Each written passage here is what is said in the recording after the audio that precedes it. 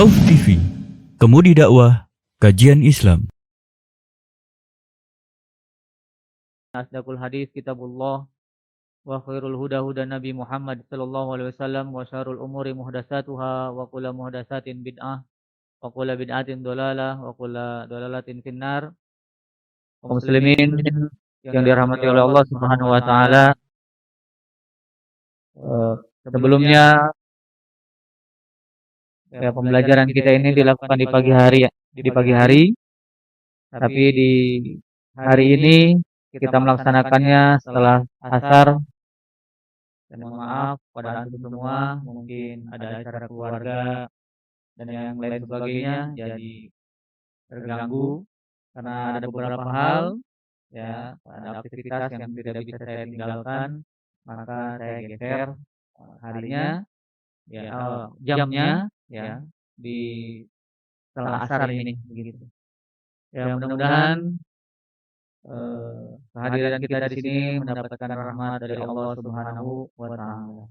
Salawat dan salam adalah kita sanjungkan kepada Rasulullah Muhammad sallallahu alaihi wasallam, kepada keluarganya, para sahabatnya, para tabi'in, dengan wasilah mereka, ya, agama itu sampai ke negeri kita. Dengan wasilah mereka, agama ini, ya, tersebar. Kemudian bukan hanya itu, kita memahami, ya, meskipun tidak semua, kita memahami agama ini, ya, bahwa agama ini adalah agama yang sempurna. Baik, kita lanjutkan kita tentang masih hararah dan rutubah, ya. Kemarin unsur badan ada hararah dan rutubah atau rutubah dan hararah. Di mana hararah ini adalah sebagai fungsi, ya.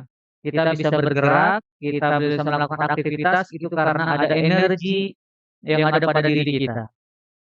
Ya, dan energi ini adalah abstrak, tidak terlihat tapi bisa terasakan. Ya, bisa terdeteksi sifatnya, tapi zatnya tidak. Zatnya tidak. Itu ada di dalam tubuh kita. Artinya tubuh kita sendiri terhadap tubuh kita ini tidak bisa melihat secara seluruhnya, begitu. Secara terhadap tubuh kita sendiri aja, begitu. Apalagi kepada Allah Subhanahu wa taala yang maha gaib. Tidak sedikit pun kita bisa mengetahui, ya, akan zatnya Allah, kecuali oleh Allah diizinkan. Kapan? Ketika semua orang sudah masuk surga, ya, semua orang, baik itu yang nyimpang dulu ke neraka, semua, pokoknya orang-orang mukmin itu akan masuk surga semua. Setelah itu baru Allah akan menampakkan, ya, zat yang maha suci, ya, yang maha agung kepada kita, dan kita akan melihat jelas seperti melihatnya bulan. Bukan berarti Allah seperti bulan, tapi jelas, sangat jelas artinya, begitu ya, cara makna tafsirnya. Maka di dalam tubuh kita ini juga ada hal yang gaib, maksudnya yang kita tidak bisa dideteksi, yaitu energi pada tubuh kita. Nah, maka inilah menunjukkan adanya kelemahan pada diri kita, kelemahan kita, ya. Tubuh kita ini saja tidak bisa dideteksi, gitu. Bagaimana mungkin? Bagaimana mungkin kita meramal masa depan, meramal hal-hal yang gaib yang belum tentu yang belum terlaksana, begitu. Kecuali oleh diwahyukan, yang sudah diwahyukan oleh Allah, itu kan karena ada izin dari Allah, begitu ya. Maka Rasulullah SAW sangat melarang sekali ketika kita datang kepada kahin, dukun, ya, untuk meminta ramalan, meminta prediksi bagaimana dan ini dan itu tentang nasibnya. Padahal dirinya sendiri tidak bisa mengetahui hal yang gaib pada diri, tentang energi. Sebab ketika orang mati, di bedah itu energi itu tidak terlihat berbentuk apa. Apakah butiran-butiran atau berbentuk warnanya apa, tidak. Jadi ketika orang meninggal, itu energi itu sudah tidak ada, nggak ada. Walaupun di bedah tidak ada. Ya, begitu. Makanya inilah yang disebut dengan haroroh, sebuah energi yang pada tubuh kita. Kemudian rutubah, ya, pemaparan dan penjelasannya luas, ya, begitu. Bagaimana sifat rutubah itu adalah dingin, ya, seperti darah. Darah sifatnya dingin, ya. Darah itu sifatnya dingin. Dan darah itu kalau misalkan keluar dari zonanya, keluar dari teritorialnya, maka berarti itu darah itu panas. Misalkan orang mimisan, berarti darahnya itu sedang panas. Orang BAB-nya darah, berarti darahnya sedang panas. Maka kita cara mengobatinya menggunakan makanan-makanan yang bersifat dingin. Begitu, ya. Kemudian cairan-cairan yang ada pada tubuh kita pun itu namanya rutubah. Baik cairan kuning yang ada pada limpa, cairan hitam yang ada pada empedu, ya. Kemudian sel darah putih dan yang lain sebagainya. Itu disebut rutubah. Semua yang ada pada tubuh kita disebut rutubah kecuali energi, makanya disebut dengan haroroh. Itu unsur badan. Lalu bagaimana kita meninjau penyakit dari kalimat atau dari haroroh dan rutubah ini? Ya, maka para pengobat zaman dahulu itu sangat sederhana. Tapi sederhana ini relevan dengan zaman sekarang. Nanti kita akan korelasikan penyakit medis dengan tinjauan kita dari haroroh dan rutubah, ya.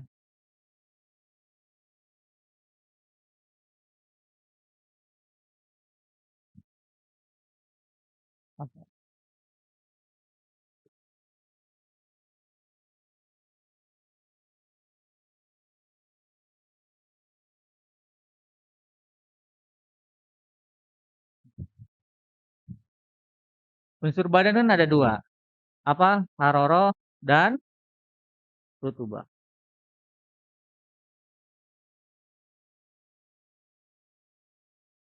Ya.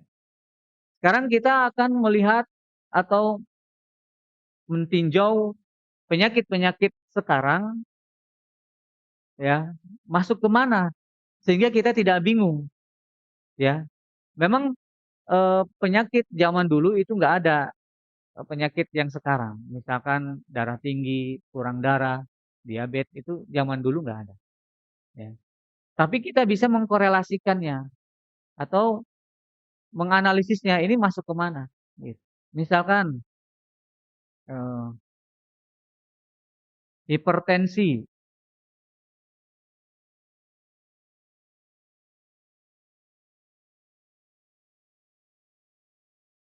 Ah, hipertensi itu apa namanya? Darah tinggi, darah tinggi. Hipertensi. Yang namanya darah tinggi itu adalah tekanan darahnya itu kencang. Nah, tekanan darahnya itu kencang diakibatkan karena adanya panas. Berarti hipertensi itu biasanya kan tinggi, orangnya pusing, kepala. Masuk ke dalam penyakit haroroh. Begitu, ya. Hipertensi. Ada hipotensi.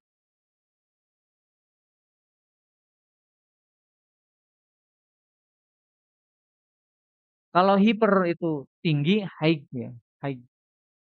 Hipertensi itu tinggi, maka darahnya panas. Kalau hipotensi kurang darah, ya, kurang darah. Kalau orang kurang darah berarti kurang apa itu? Energi.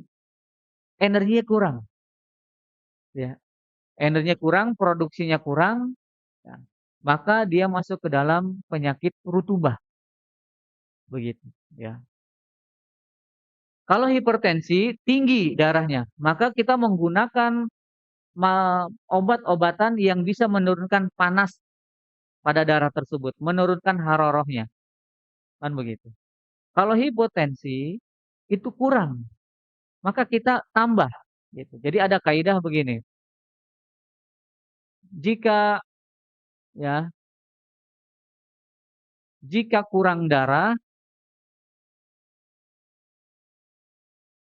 tambah energi. Jadi energi itu ditambah, maka dia akan menghasilkan darah. Orang kurang bisa dikarenakan kelemahan, lemah pada lambung, limpa lambung, bisa lemah karena organ hati, bisa lemah karena paru-parunya, itu, ya. Atau bisa lemah karena jantungnya juga. Jadi orang yang kurang, nah kalimat kurang berarti namanya lemah lemah lemah. Kalau lemah itu masuk ke dalam rutubah, ya. Maka ditambah energi apa, ditambah energinya. Dengan apa? Makanan ataupun minuman yang sifatnya hangat pedas.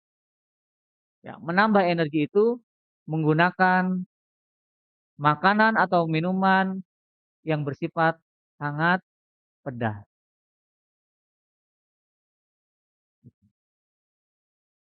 Jika kekurangan energi,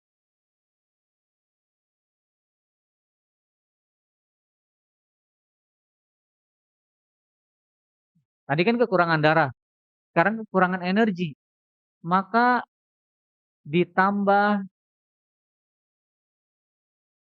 darah. Kenapa kita harus tambah darah? Karena darah rumahnya energi. Ya, rumahnya energi. Begitu. Ada orang yang loyo, ya, lemes, pucat, ditambah darah. Biar energinya ada. Begitu, ya.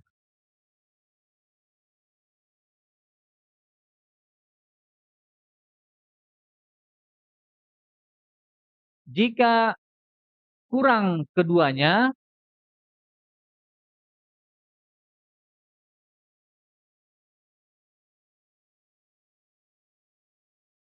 obati paru-parunya.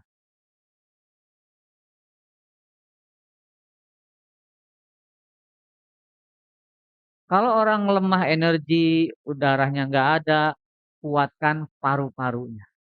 Ini kaidahnya ya, begitu.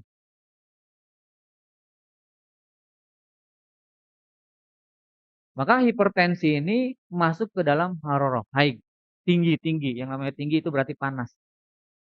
Hipotensi itu berarti kan orang kurang, dingin, ya, menggigil.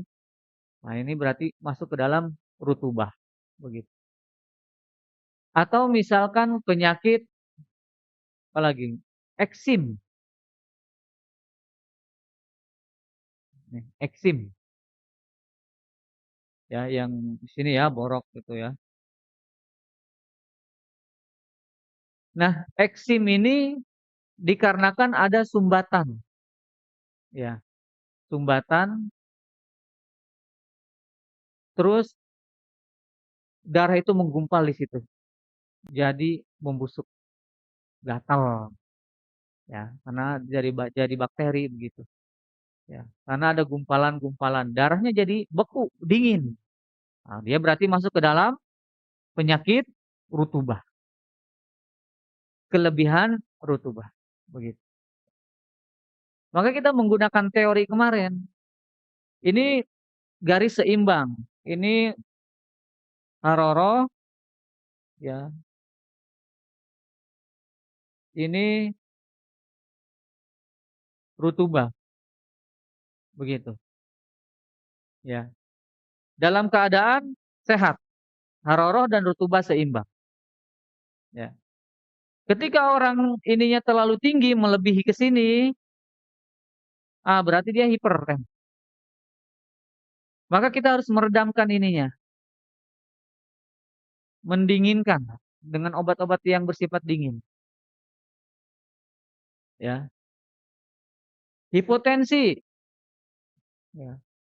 Ketika yang rutubahnya terlalu tinggi daripada haroroh, maka dia penyakitnya dingin, kekurangan, lemes, ya, kunang-kunang, gampang lelah, nah, begitu.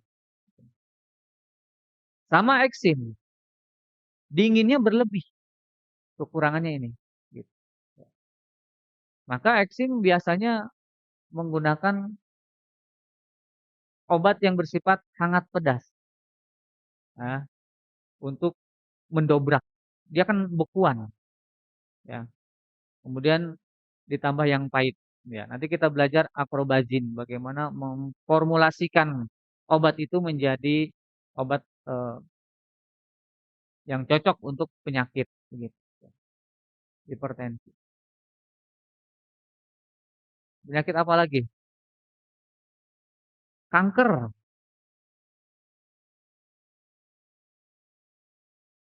Ya.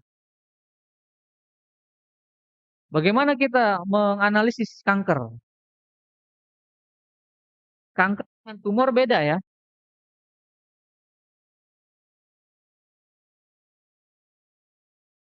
Kanker itu biasanya sifatnya panas, ya. Misalkan kanker payudara itu biasanya banyak nanahnya sampai bolong dan yang sebagainya, itu panas, ya. Pokoknya yang sifatnya kanker itu adalah panas, dan panas itu berlebih sehingga disebutnya panas racun, karena saking orang udah kepanasan sakit, nah ini panas racun. Tumor nggak kayak kanker. Kalau tumor kan berupa benjolan-benjolan, ya, benjolan.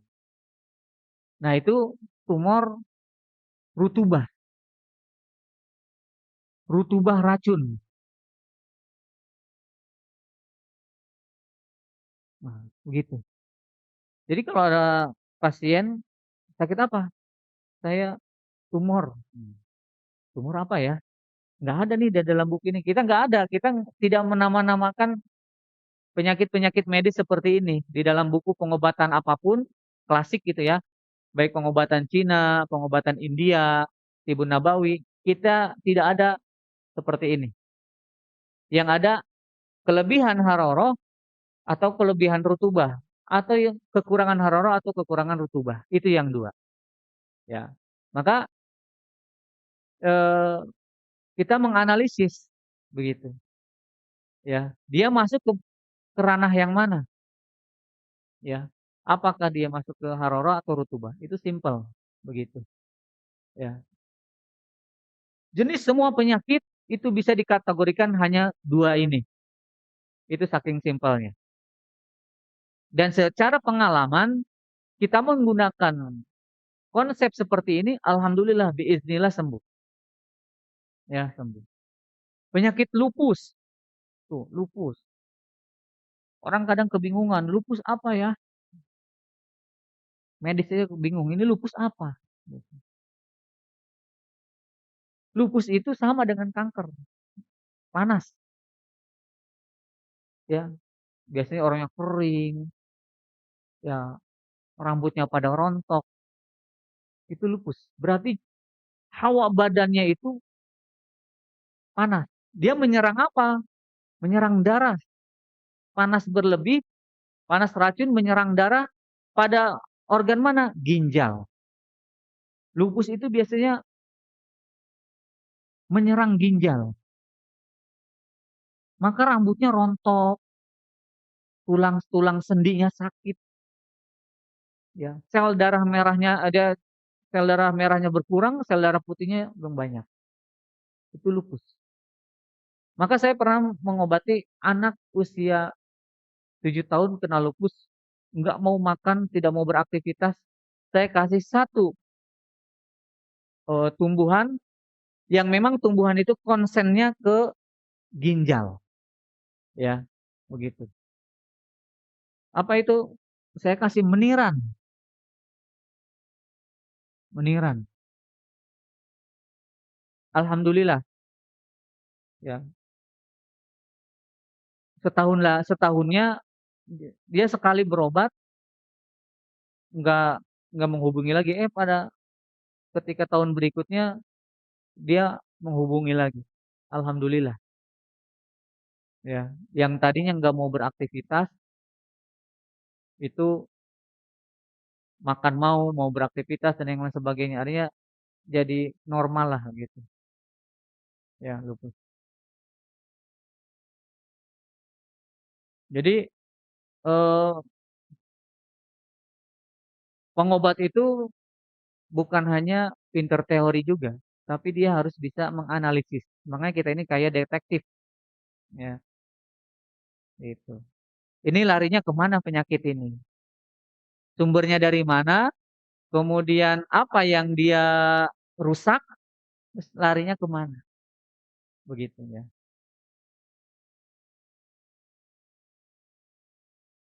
Bukan, ya bukan. Dari mana lupus ini masuk ke ginjal? Ada tanda-tandanya. Ginjal itu berhubungan dengan gigi, ginjal itu berhubungan dengan rambut, ya, terutama rambut, gitu. Kalau orang rambutnya udah tekan rontok, rontoknya bukan rontok biasa biasa ya, tapi rontoknya eee, akibat panas. Nah, berarti ginjalnya ini dapat tekanan dari jantung. Lihat kan hubungan antar organ ya. Haroroh jantung terlalu menekan kepada ginjal. Ginjalnya jadi soak, tidak bisa mengimbangi panas jantung. Begitu. Ya.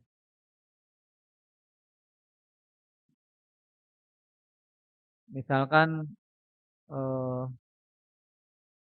ya rontok ya, umur 20 tahunan udah botak ya, udah botak gitu kan. Udah 25, 30 udah botak lah gitu kepala.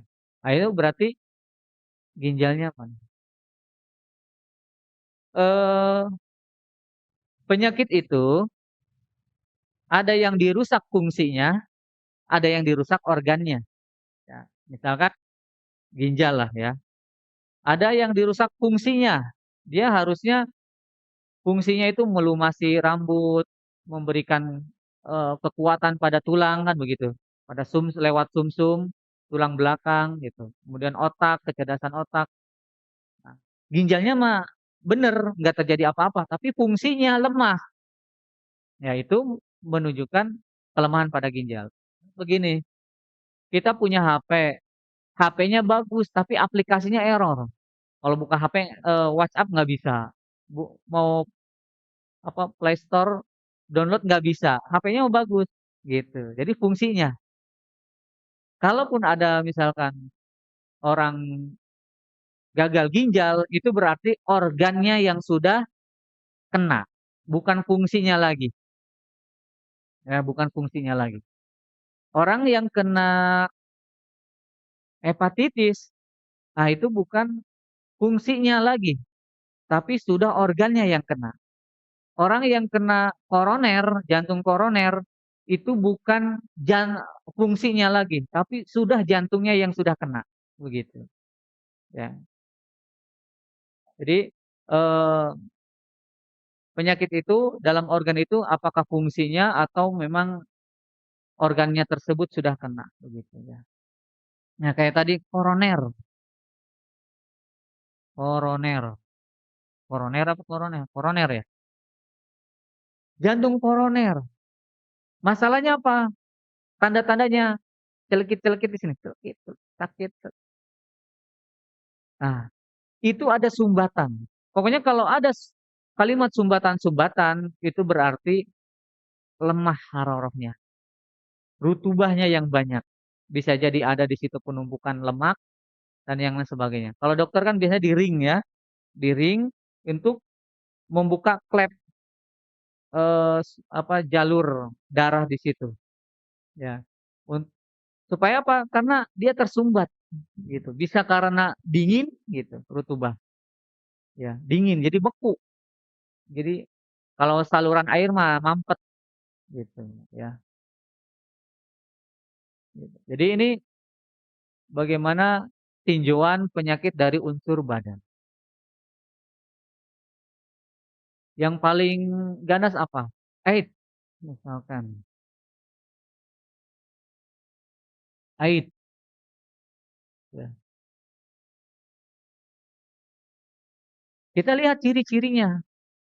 Orang AIDS itu biasanya kurus ya, orang AIDS biasanya lemah, orang AIDS biasanya, pokoknya nggak nafsu lah, nggak nafsu makan dan yang sebagainya. Ya, kita lihat ciri-cirinya dulu. Berarti kalau begitu, kurus, lemah ini nah, kalau kurus berarti harorahnya berlebih, rutubahnya kurang, itu AIDS. Atau sipilus, virus apa sipilus? Hah? Sipilis? Ya udah ya, saya nggak paham. Raja singa aja deh ya, mau nggak jadi raja? Ya, raja singa ya. Eee, saya berikan ini dulu, kalau ada pasien yang berpenyakit 2 ini, ya, antum tolak, ya, antum tolak. Bukan berarti kita nggak bisa, kecuali dia mau bertobat, ya. Ini, eee, apa, hukuman dari Allah, ya, hukuman dari Allah, begitu. Ini raja singa ini panas, ya, masuk kepada panas racun, ya, panas panas racun. AIDS juga masuk pada panas racun, begitu, ya. Jadi kita harus, mengobatinya dengan sifat-sifat yang dingin, begitu ya. Dulu ada yang AIDS ya berobat ke saya kasih syaratnya banyak, ya. Bertobat, mau ngaji, terus banyak baca Quran, ya jangan mengulanginya lagi, ya begitu. Tapi enggak, udah meninggal kali. Soalnya baru 1 kali konsultasi nggak saya kasih obat. Enggak, ya itu.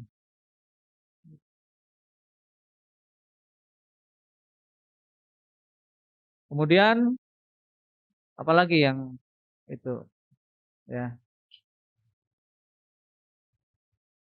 Diabetes. Diabetes. Ya, diabetes ada 2. Kita lihat, apakah dia itu gemuk? Kalau gemuk berarti kebanyakan rutubah. Si limpanya itu dia tidak bisa memproses, banyak penumpukan makanan di situ. Numpuk makanan, makanan numpuk, kemudian menjadi lemak, artinya menjadi penyakit di situ masuk ke dalam darah. Kenapa? Karena kan limpa itu mengirim apa tadi ke hati, ya, saripati. Nah, dari situ lemak-lemak itu ikut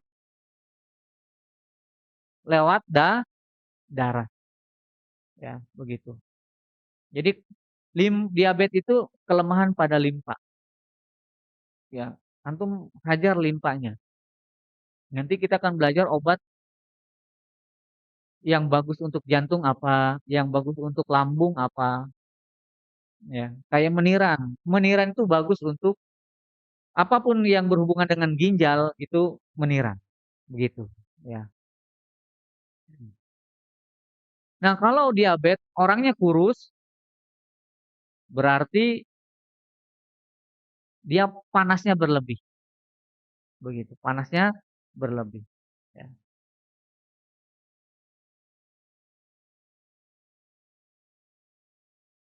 Nanti antum bisa analisis sendiri, ya, dengan melihat korinah. Korinah itu tanda-tanda pada penyakit tersebut, ya. Apakah dia termasuk haroroh ataupun rutubah, gitu.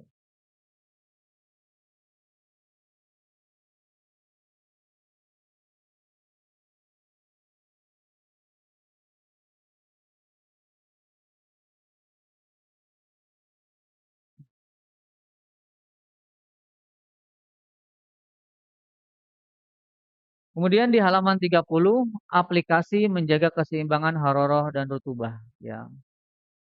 Bagaimana eh, pengamalan, ya, aplikasi menjaga keseimbangan haroroh dan rutubah. Jadi haroroh rutubah itu bersifat relatif, ya. Artinya yang satu bisa mempengaruhi yang lain. Kadang haroroh bisa menjadi rutubah. Kapan haroroh bisa menjadi rutubah? Ketika orang itu sakitnya dalam jangka waktu panjang, ya. Dan itu mendekati kepada akhir hayatnya hidup dia. Kalau orang ketika misalkan penyakit lupus, itu awalnya itu panas, badan itu panas, ya. Tiba-tiba badannya dingin. Nah, itu berarti haroroh bisa menjadi rutubah, artinya harorohnya itu sudah mulai padam. Nah, kalau dia udah harorohnya padam, dingin, dingin, dingin, ya, maka meninggal, gitu, ya. Atau sebaliknya, rutubah berubah menjadi haroroh, ya. Orang diabetes, gemuk begini, ya. Kemudian dia akan menjadi haroroh. Misalkan diabetes ya basah, ya, artinya kan diabetes basah, ya. Kena luka, ya, luka. Nah, luka itu akan terus melebar, terus melebar, terus melebar. Itu akan menjadi haroroh, lembab panas, ya, lembab panas. Maka rutubah berubah menjadi haroroh, ya, begitu. Maka saat itu ketika rutubah berubah menjadi haroroh, maka pemisahan antara eh, ruh dan badannya, gitu.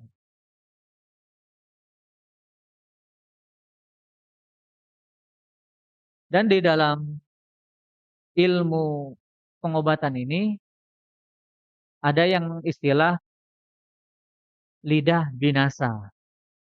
Nanti kita akan mempelajari, ya, mengetahui bagaimana ciri-ciri orang sakitnya itu sudah tidak bisa diobati lagi dan mendekati kepada kematian. Kita bisa bukan diramal, ya, tapi berakibat dari ciri-ciri, kan gitu. Ya. Mungkin antum bisa lihat sejarah ketika Rasulullah SAW akan meninggal, ya, apa, Ali atau siapa yang menjenguk. Kemudian salah satu sahabat menjawab, aku melihat kening Rasulullah itu tanda-tanda kematian bagi Ibnu Hisham. Jadi mungkin dia melihat sudut keningnya bagaimana begitu. Ya, artinya eh, tanda-tanda kematian itu ada. Begitu.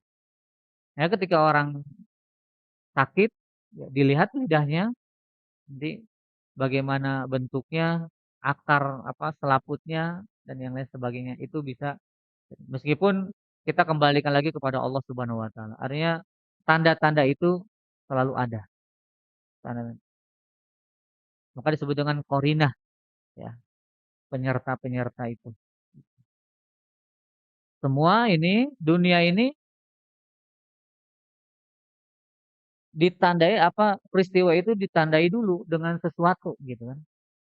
Kiamat, ya kan, asratus syaah, tanda-tanda kiamat kan ditandai dulu, nggak langsung kiamat, ya kan? Laki-laki lebih sedikit daripada perempuan, kan gitu. Atau bahkan lebih ekstrim lagi, matahari terbit dari barat. Masa, matahari terbit dari barat, fenomena alam kan bukan begitu. Padahal itu menunjukkan bahwa Allah sudah memberitahu, gitu. Begitu juga dengan ilmu pengobatan.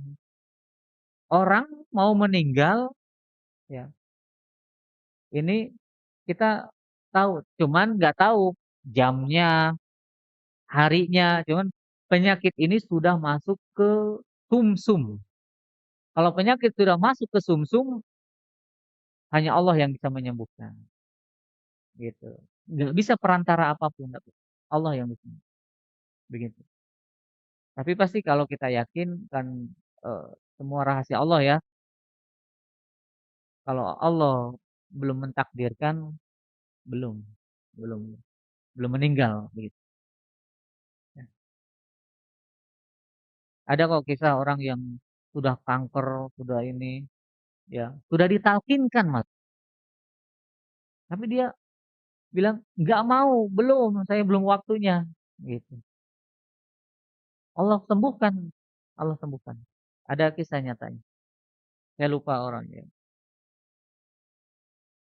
Ada juga tetangga saya itu punya teman, lumpuh Pak, lumpuh. Kemudian dia bilang, saya mati." Dia pengen mati karena sudah, terlalu banyak merepotkan ahli, ya, keluarganya, gitu.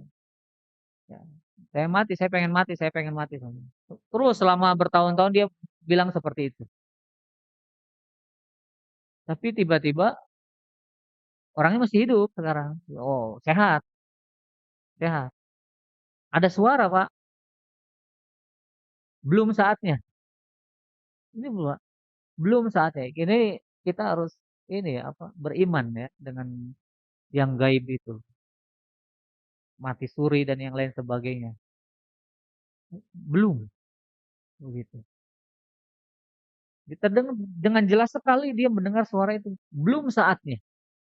Karena dia bertahun-tahun penyakit lumpuh, dia bilang, "Saya ingin mati saya ingin mati saya ingin." Kalau kata Allah melalui utusannya malaikat, belum saatnya. Akhirnya apa? Sehat sekarang, alhamdulillah sehat, gitu. Cuman tanda-tanda itu kematian itu ada, ya, tanda-tanda kematian itu, gitu. Waktu-waktu perubahan pada haroroh, ya, sore jam 15 sampai jam 21, haroroh masuk ke dalam rutubah, ya. Artinya panas pada tubuh kita masuk ke dalam rutubah. Panas jantung itu masuk ke dalam lambung, Pak. Dia memproses makanan. Dari jam 15 itu masuk ya, sampai jam 21. Itu menggiling makanan untuk merubah menjadi saripati, ya. Maka kata Rasulullah, waktu makan yang malam yang baik itu adalah sebelum sholat Isya, ya.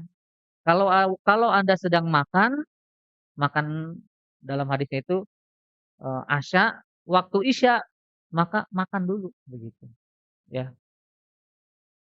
Jadi kalau udah jam 12 ke sana, eee, apa, pemrosesan makanan itu berhenti. Artinya ketika kita makan jam 11, kita makan jam 12, maka yang akan terjadi apa? Penumpukan makanan. Maka rentan sekali orang yang sering ya, menjadi habit, kebiasaan makan malam itu mudah kena apa? Kencing manis, diabetes. Karena apa? Karena harorohnya ya, apinya ya, kompornya untuk memasak makanan itu hanya sampai jam 9 begitu. ya. Jadi makanannya ditaruh di situ aja, di perut, nggak diapa-apakan, begitu ya.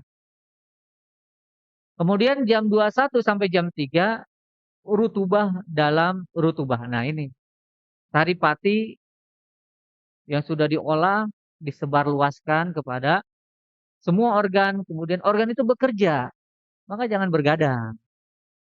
Organ itu sedang bekerja, ya. Sel-sel darah mengembangkan diri, me me misalkan apa, memperbaiki diri, kan gitu. Sel-sel kulit kita juga jadi ada penelitian ketika kita tidur, semua sel-sel yang ada pada diri kita ini memperbaiki diri. Itu maksudnya rutubah dalam rutubah. Mereka sedang memperbaiki diri. Ada sel-sel yang rusak mereka singkirkan, ya. Yang baru muncul yang baru, begitu. Maka kalau kita masih melek gitu, ya. Nanti ini harusnya kita ini berbenah diri gitu maksudnya bersih-bersih rumah, toh kita masih harus kerja juga, jangan pusing gitu ya. Jadi double job, maka kecapean. Ini artinya kehidupan ini yang menjadi habit ya, kalau cuma sesekali sih nggak masalah. Kemudian rutubah masuk ke dalam haroroh. Nah, yang tadi energi itu dirubah, kemudian dia menjadi maaf, saripati itu masuk ya, semua sudah diolah, maka dia menjadi energi buat tubuh. Nah, rutubah masuk ke dalam haroroh itu. Jadi yang tadinya udah dimasak, udah mateng, maka dia menjadi energi. Siang jam 9 sampai jam 15 haroroh dalam haroroh. Ya. Energi kita sedang memuncak-muncaknya. Ya, itu kalau jam 9 kita merasa ngantuk, nah berarti energi kita lemah. Maka jam 9 sampai jam 15 itu aktivitas. Ya. Waktu-waktunya istilahnya dalam performa yang bagus dalam beraktivitas. Gitu kan. Makanya kenapa di dalam Islam itu sholat 5 waktu aja memiliki filosofi. Ya, memiliki arti. Asar. Jam 15 kan waktunya asar. Wal as. Asar itu apa? Penghujung. Demi penghujung waktu asar. Jadi asar itu dalam bahasa Arab itu penghabisan. Jadi kalau ada eh nanti tanyalah ya ke ahli bahasa. Asar. Air apa? Baju ya, kena air itu dicemplung air, diperet. Nah, itu namanya asar. Jadi sampai airnya itu kering. Ya, diperet itu namanya asar. Makanya wal asri demi masa. Artinya demi penghujung waktu. Makanya jam 15 itu harorohnya lagi tinggi-tinggi. Nah, setelah asar itu haroroh itu turun-turun. Nah, begitu ya. Maka jangan kita olahraga malam. Itu haroroh itu udah nggak ada. Energi itu harus istirahat, udah nggak ada. Olahraga malam itu nggak bagus. Ya, begitu. Ada kan orang badminton malam, futsal malam, kayak nggak ada hari lain. Menentang kodrat. Ya, begitu. Jadi wal asri innal insana lafi khusr. Jadi asar itu adalah penghujung waktu, penghujung hari.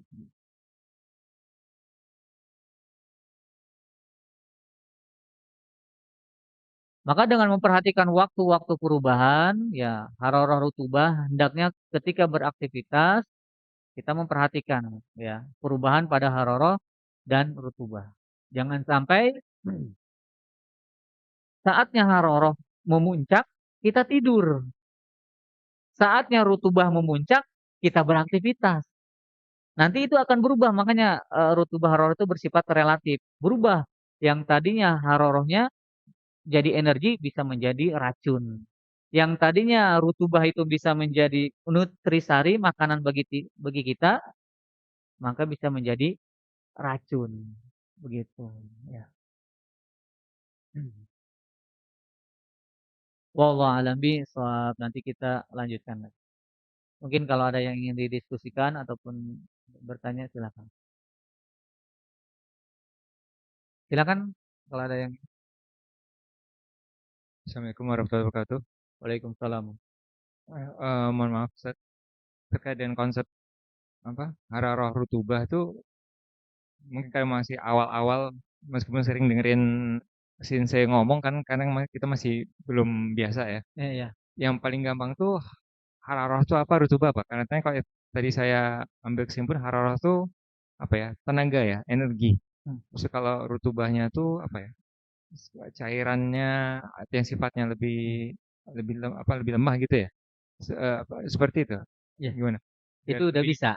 Itu udah bisa menjabarkan, Bapak. Oh. Hararoh ini energi, ini ya gitu kan.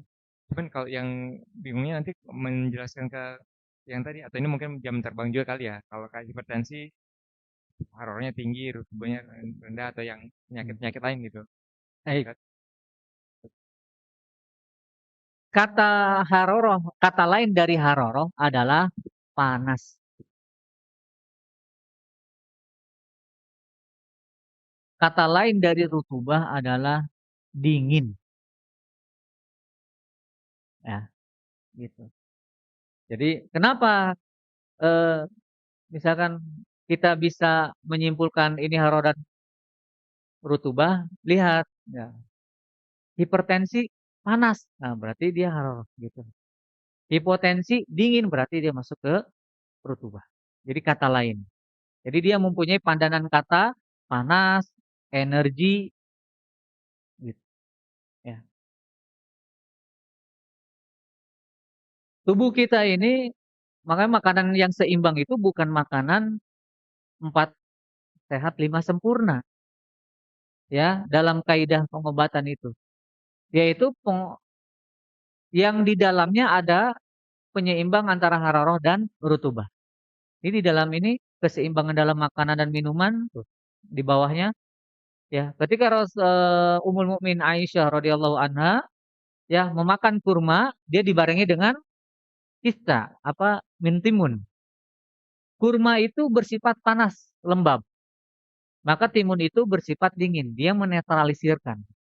Ya. Dinginnya timun menetralisirkan lembab panas pada kurma. Kalau kita kebanyakan makan kurma itu akan merusak darah. Maka diimbangi oleh timun itu, begitu ya. Kalau kita makan ayam itu sifatnya hangat panas, Pak. Maka barengi dengan timun. Makanya kan kalau orang tukang nasi goreng kan ada acar. Itu kita jangan lupa acarnya itu, Pak. Minta acarnya. Itu acarnya sebagai penetralisir. Makan sate jangan lupa acarnya, ya. Nah, makan sate yang baik itu bumbunya bumbu kecap. Kalau bumbunya bumbu kacang itu padat, Pak. Akan menimbulkan gumpalan pada darah, bisa menimbulkan asam urat, nah, begitu. Ya. Jadi yang baik itu apalagi biasanya tukang sate mah nggak ada yang pernah siang ya, malam makan dagingnya malam. Terus ditambahnya kacang lagi. Nah, saya kalau beli sate itu pasti eh, bumbunya kecap. Kalau bumbunya kecap pasti dikasih apa? Ada cabai, ada bawang. Nah, itu penetralisir daging, penyeimbang untuk daging. Kecapnya itu ya manis pada kecapnya itu eh, apa pembuyar bekuan-bekuan gitu.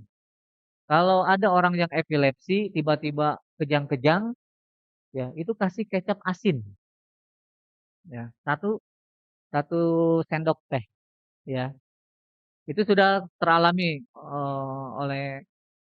oleh murid saya.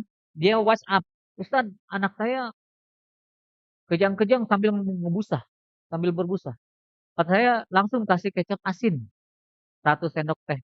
Itu alhamdulillah panasnya reda, dia langsung eh, tersadarkan diri begitu.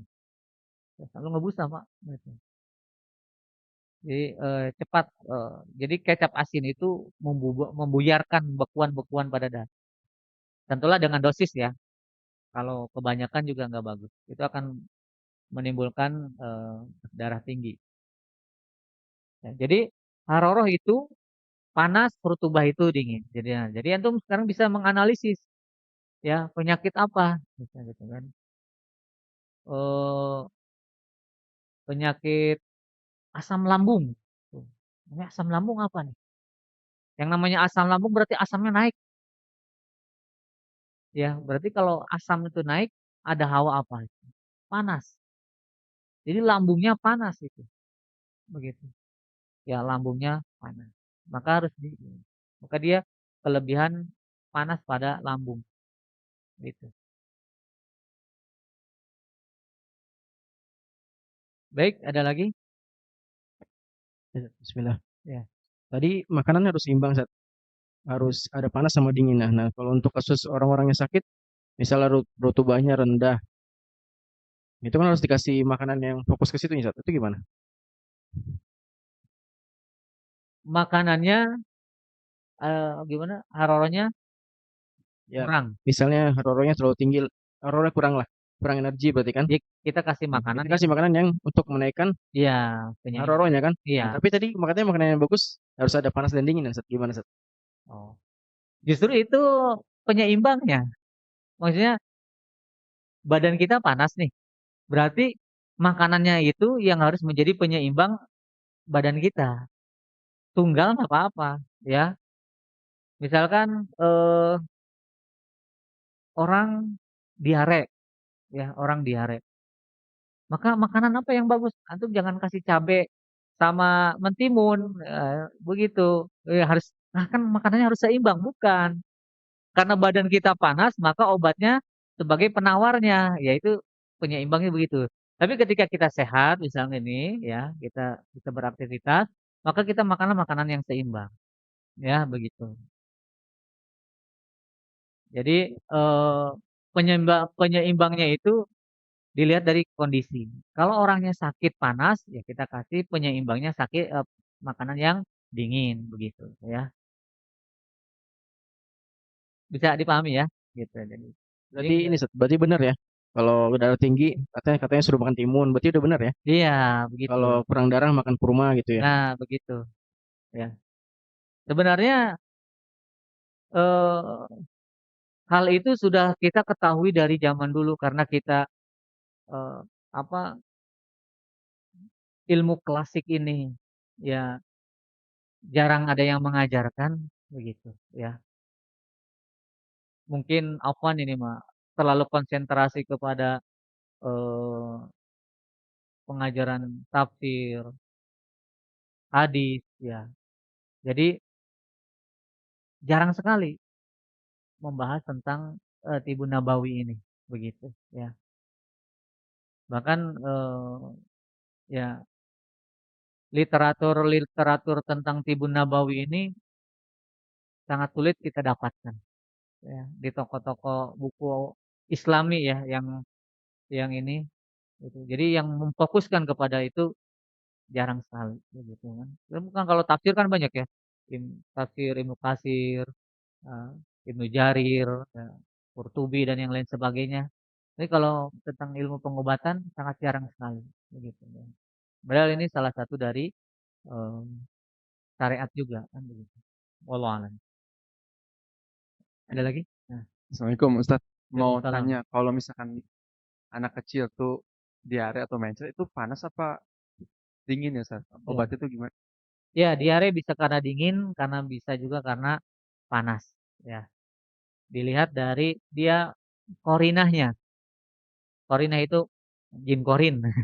Tahu kan jin korin? Korinah itu pendamping, penyertanya. Ya, kalau badannya panas, anget, kemudian diare berarti dia panas. Pasti. Jadi setiap penyakit itu ada korinahnya. Makanya saya nggak percaya ketika COVID itu ada OTG, orang tanpa gejala. Para pengobat klasik, ya kita teman-teman yang di WhatsApp nggak percaya, nggak mungkin ya. Bahkan kita kayak tadi diare pun ada penyertanya, ada tanda-tandanya. Sakit gigi pun ada penyertanya. Kamu kenapa gini? Gigi saya sakit.